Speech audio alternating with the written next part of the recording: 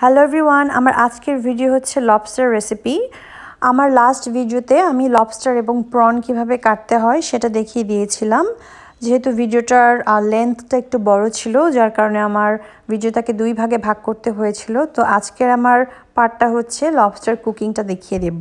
আমি আমার লাস্ট ভিডিওতে লবস্টারগুলোকে কিভাবে কাটতে হয় সেটা দেখিয়ে দিয়েছিলাম। তো আমি আজকে আমার ভিডিওতে আপনাদেরকে ইনগ্রিডিয়েন্টস কী কী অ্যাড করতে হবে কুকিং করার জন্য সেগুলো দেখিয়ে দেব। সবচেয়ে প্রথমে আমি নিয়েছি একটা রসুনকে কুচি কুচি করে কেটে, তারপর নিয়েছি এখানে 2 চামচ হলুদের গুঁড়া, 1.5 চামচ মরিচের গুঁড়া, 2 স্পুন অফ সল্ট, 3টা টমেটো, তারপর নিয়েছি একটা ক্যাপসিকাম, গ্রিন চিলি ক্যাপসিকাম, 3টা গ্রিন চিলি নিয়েছি, আর নিয়েছি অনিয়ন 4টা কুচি কুচি করে কেটে। আমার লাস্ট পার্টের ভিডিও থেকে আমি খুব কুইকলি একটা স্ন্যাপশট দেখিয়ে দিচ্ছি আমার লবস্টার কাটার প্রণালীটা। আমি ডিফ্রোস্ট করে কিভাবে লবস্টার এবং প্রনগুলোকে কেটে নিয়েছিলাম সেটা। আমি লবস্টার এবং প্রনগুলো কাটার সময় গ্লাভস পরে নিয়েছিলাম, তো যেটার কারণে আমার কাছে স্কিনগুলো এবং ময়লাটা কাটার জন্য খুবই ইজি হয়েছিল। বড় লবস্টারটাকে আমি একটা চপিং বোর্ডের মধ্যে নিয়েছি। আমি লবস্টারটা কাটার জন্য সবচেয়ে প্রথমে এখানে লবস্টারের শার্প অংশগুলো আলাদা করে নিয়েছিলাম। এখানে কিছুটা নেল দেখা যাচ্ছে, তো আমি শার্প অংশগুলো সম্পূর্ণভাবে আলাদা করে নেওয়ার পরে আমি লবস্টারটার যে টেলটা আছে সেটার পিছনের অংশটা কেটে নিব। লবস্টারটার মাঝখান থেকে আমি এখন 2 ভাগে ভাগ করে দিচ্ছি, যাতে আমার ময়লাগুলো ফেলার অ্যাক্সেসের ইজি হয়। মাথা থেকে কাটা শুরু করেছি, যেহেতু মাথার অংশটা খুব শক্ত থাকে এবং বডি পার্টটা একটু সফট থাকে। তো আমি এখন প্রত্যেকটা ময়লা আমি একটা স্পুন এবং ফোর্কের সাহায্যে আমি কালো অংশ থেকে আলাদাভাবে করে নিয়ে নেব। আপনারা যদি ফ্রেশ লবস্টার কাটতে চান তাহলে জাস্ট হাত দিয়ে সরায় নেওয়া যাবে এই ময়লাগুলো। আমার যেহেতু ফ্রোজেন ছিল সেই জন্য আমি এখানে চামিচ ইউজ করেছি। আর আমি এখানে একটা দাঁতের মতো অংশ দেখা যাচ্ছে, এটা হচ্ছে লবস্টারের মাউথ ছিল, সেটাকে আমি আলাদা করে দিচ্ছি। এবং আমি একই উপায়ে আমার যে রাখা আরেকটা পিস আছে সেটাকেও খুব ভালোভাবে ক্লিন করে নেব।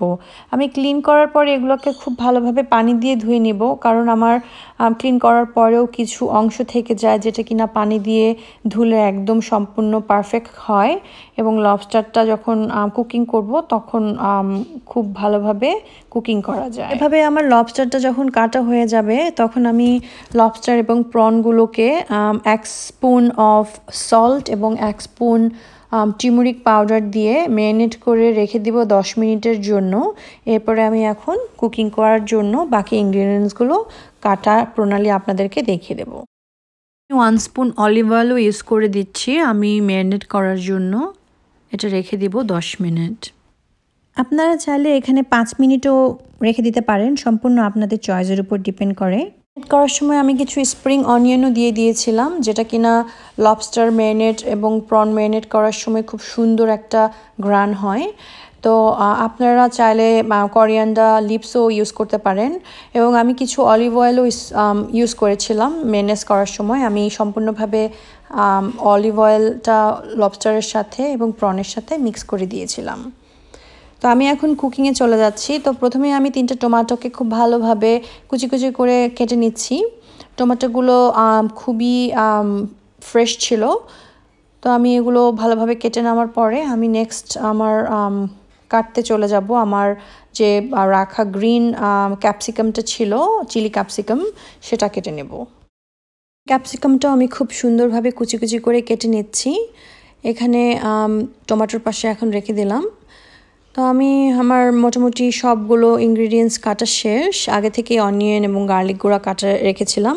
তো প্রথমে আমি একটা কড়াইতে 2 স্পুন অলিভ অয়েল দিয়ে দিচ্ছি। তেলটা কিছুক্ষণ গরম হয়ে যাওয়ার পরে আমি অনিয়নগুলো দিয়ে দিলাম এবং দিয়ে দিব আমার 1 স্পুন অফ গার্লিক।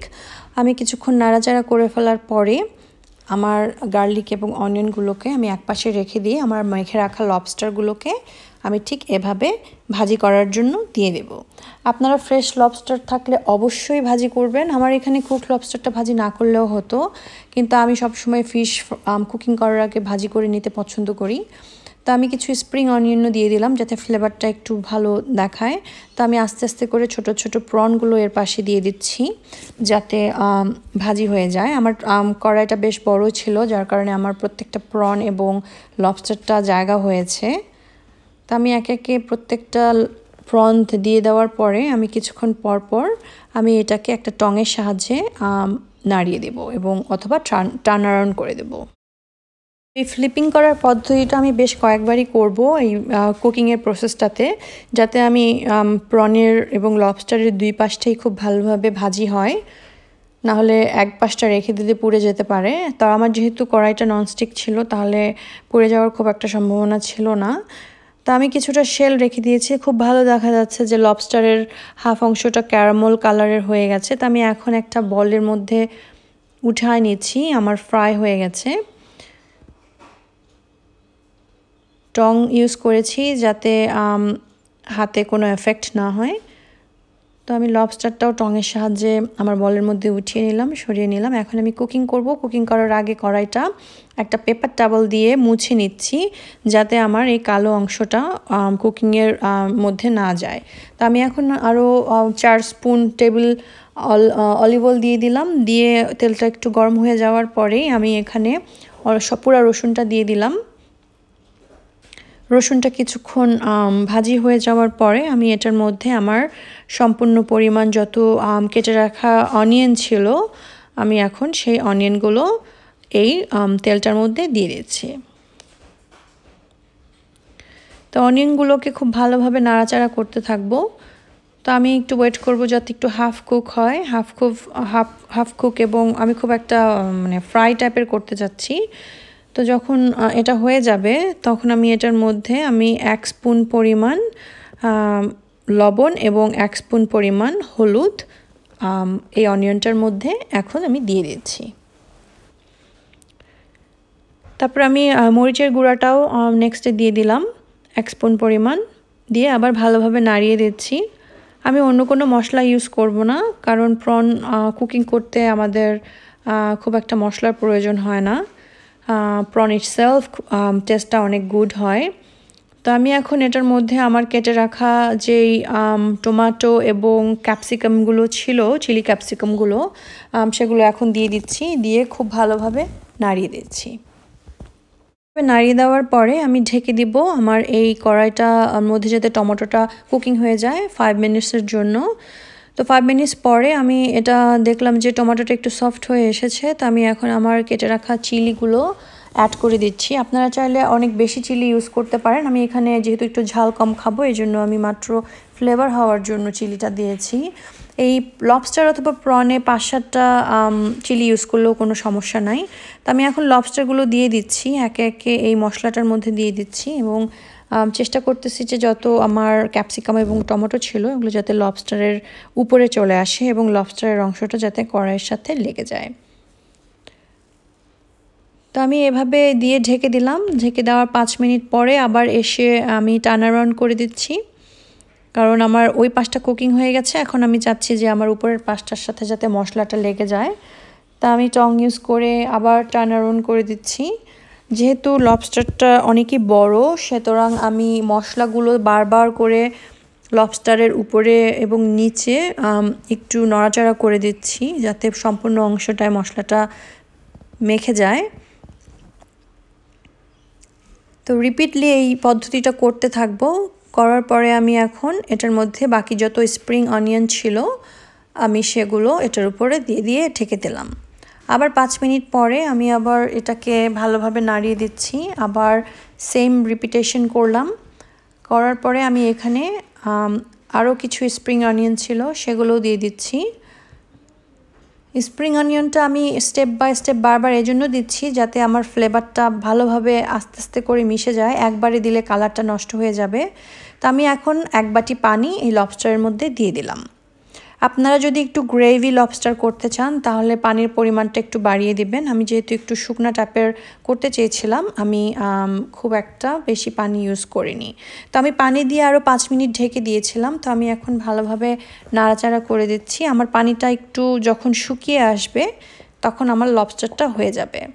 তো আমি আবার ঢেকে দিলাম। লবস্টারটা ভালোভাবে কুকিং হচ্ছে। তো দেখা যাচ্ছে যে পানিটা প্রায় শুকিয়ে গেছে। আমি একটু লবণটা টেস্ট করে নিয়েছি। তো আর একটু লবণ অ্যাড করেছি। লবণটা পুরো স্বাদ মতো। আপনারা যদি কম লবণ খান তাহলে কম লবণ ইউজ করবেন। তা আমি আবার যখন লবস্টারটা টার্ন অন করে দিয়েছি, দেখতে পাচ্ছি যে আমার প্রায় কুক হয়ে গেছে। তা আমি এখন আর লিড দিব না, আমি আবার স্প্রিং অনিয়ন দিয়ে দিলাম। এখন ভালোভাবে আবার লবস্টারটা টার্ন অন করে দিচ্ছি।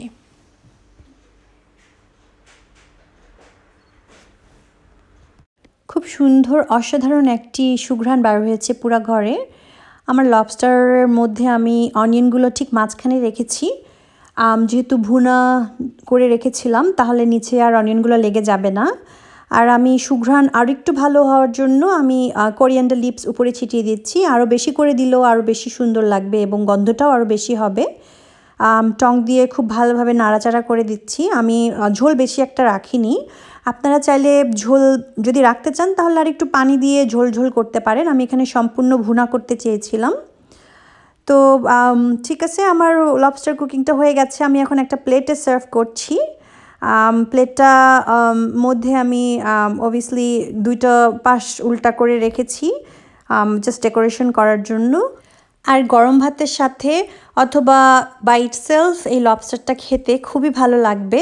সাথে স্যুপ থাকলে আরও বেশি ভালো লাগবে।